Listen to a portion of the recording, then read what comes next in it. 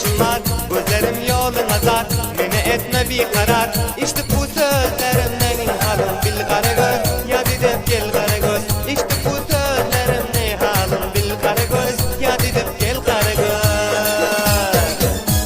Muhyiddin Ali'nin gazallarını Şerif Nazar'ın dukanından ele getirmesinizler.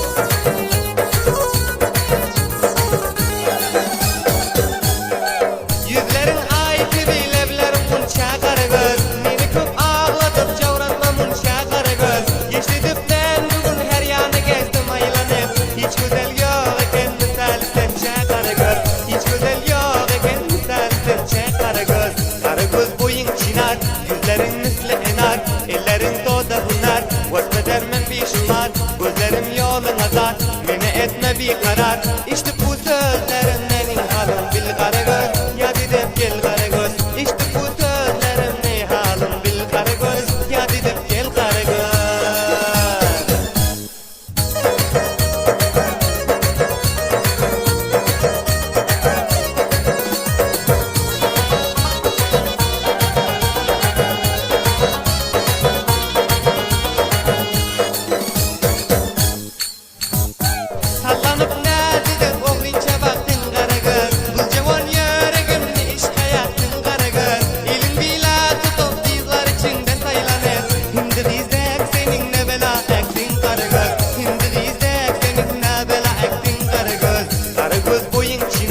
Yüzlerin misli enar, ellerin doda hunar, vasfeder men bir şumar, gözlerim yolun azar, meni etme bir karar. İşte bu sözlerim nenin halım bil karagöz, ya didip gel karagöz. İşte bu sözlerim ne halım bil karagöz, ya didip gel karagöz.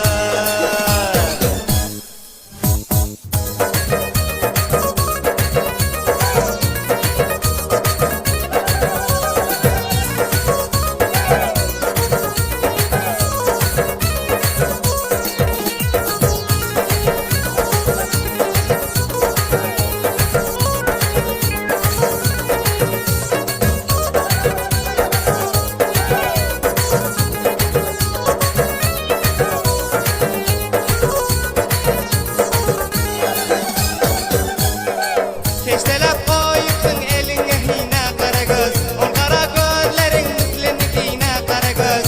Arif Aydir koyup yazdı bugün dastanını, sözüm eşitip yeniden eylemek hine karagöz. Yeniden sen minnet eylemek hine karagöz. Karagöz boyun çınar, yüzlerin misli enar, ellerin doda hunar, vasfeder men bir şumar, gözlerim yolun azar, meni etme bir karar. İşte